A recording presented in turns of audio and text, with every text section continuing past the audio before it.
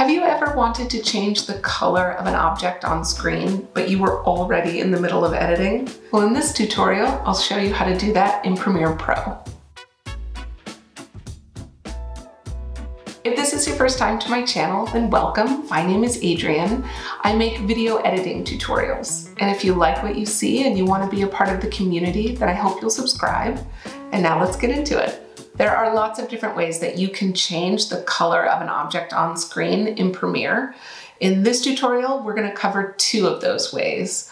One is hue versus hue under curves in the Lumetri color correction. And the second is HSL secondary, also in Lumetri color correction. First, we're going to talk about hue versus hue. If you take a look in the program monitor, I have this video of myself where I'm holding two different objects. They're both yellow. I want to change the color of only one of those objects. Here's how we do it. You can see that the clip is laid out in the timeline and it's selected. Go up here to Workspaces, down to Color. You've opened your Lumetri color panel. Go all the way down here to Curves, and then you're going to scroll down to here, Hue versus Hue. Over here on the right, you see the eyedropper. Click that eyedropper, come over to the program monitor, and select the color of the object you want to change. So I'm going to click on this banana. Back over here under hue versus hue, you can see three dots. The middle dot is the color that you selected with your eyedropper. The dots on the left and the right of that just cover the color spectrum that you've selected. Now, if I click on this middle dot and go up and down, you can see the color in the program monitor is changing. So if this banana is yellow, let's move it up and make it pink. If you look in the program monitor, I know you can see pink in a couple of different places. Let's just focus on the banana. Around the edge of the banana, I can still see some yellow. Going back over to the hue versus hue panel, if I click another point out here, I'm just selecting more of the color spectrum. And so then I can move this point up as well and get rid of that yellow on the banana. So all I did was include more of the yellow in my color change.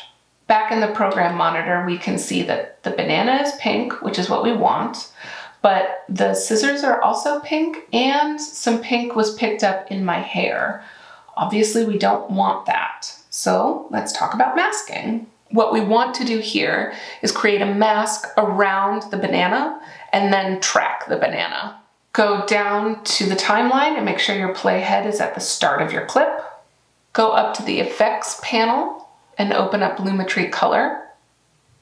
I'm going to use the pen tool and draw a big mask around the banana in the program monitor.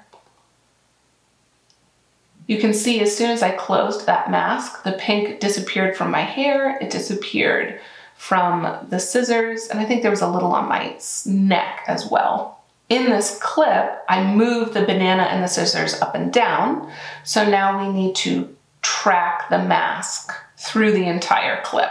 Go back over to Effect Controls and click on this arrow, Track Selected Mask Forward. And that's going to automatically track the banana for us. You can see here it automatically added a bunch of keyframes for me. Let's watch it back. There it goes. You can see the mask is tracking the object and the object stays a different color while the other object, the scissors, remains yellow. Now let's cover HSL secondary. It is also in the Lumetri color panel. So again, I have a clip here on the timeline, and if you look in the program monitor, you can see I'm holding the yellow banana once again. I want to be able to change the color of that banana. Go over to the Lumetri color panel and go down to HSL secondary and open it up. Here under key, you see that you have three eyedropper color selection tools available. The first eyedropper is your primary color selection tool.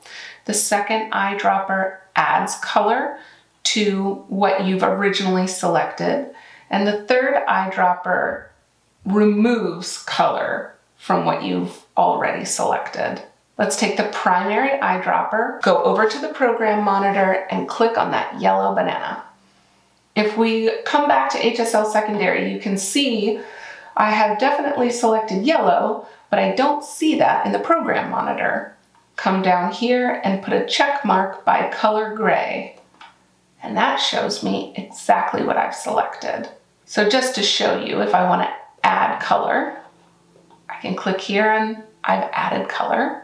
And if I want to take that color away, I select the third eyedropper and it removes color. If we zoom way in on the banana, I can see that I don't have all of the yellow selected.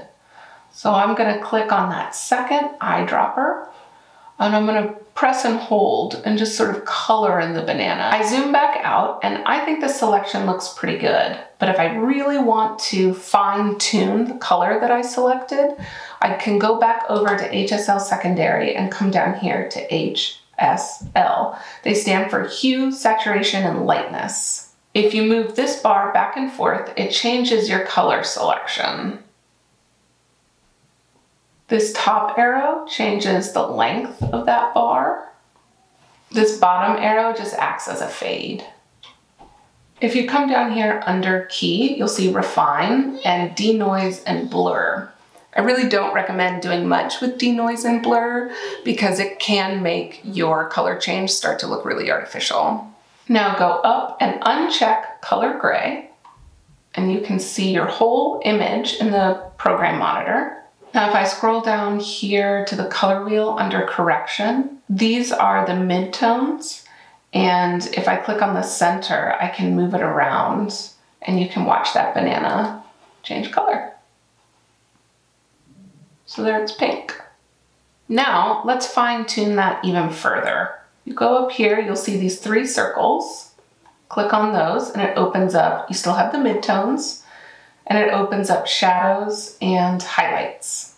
Now this slider on the left is going to brighten and darken your shadows.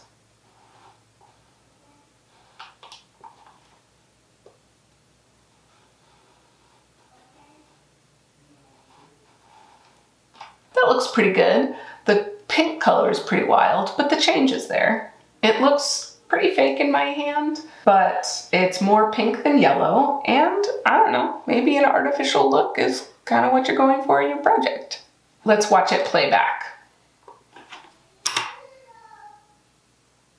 There it is. Now, what if I want to see the object change from pink back to yellow? I'm going to come down here to the timeline and move the playhead along right here to where my hands cover my face. Select the razor tool and cut the clip in half. I'm going to select the second clip because I want the first clip to be a pink banana and the second clip to be a yellow banana. Come over to correction and just click on the center of all of these color wheels. It'll reset the color change. Now I'm thinking I want that banana to really pop, and so I want to make the rest of the image black and white and have just the banana be pink and then yellow. Let me go down to the timeline and move the playhead so you can see the yellow banana. Come over to Lumetri Color to color gray. If I check that, you can see I still have the yellow banana selected. If I click on the box on the right, it inverts that selection. Come all the way down to the bottom of the screen to saturation. Bring that all the way down. Back up to color gray, unselect. Now let's watch it back. So I like that, but I want to make the change a little less abrupt. Let's go over to the effects panel. Come down here to cross dissolve. Put it over the 2 clips and make it, I don't know, 10 frames. Let's see what that does. And there we go, pretty cool. And that's it from me. Those are 2 different ways that you can change the color of an object in Premiere Pro. If you'd like to see more, I hope you'll subscribe. Leave a comment below if you've ever used either one of these techniques for one of your projects, and I'll see you in the next one.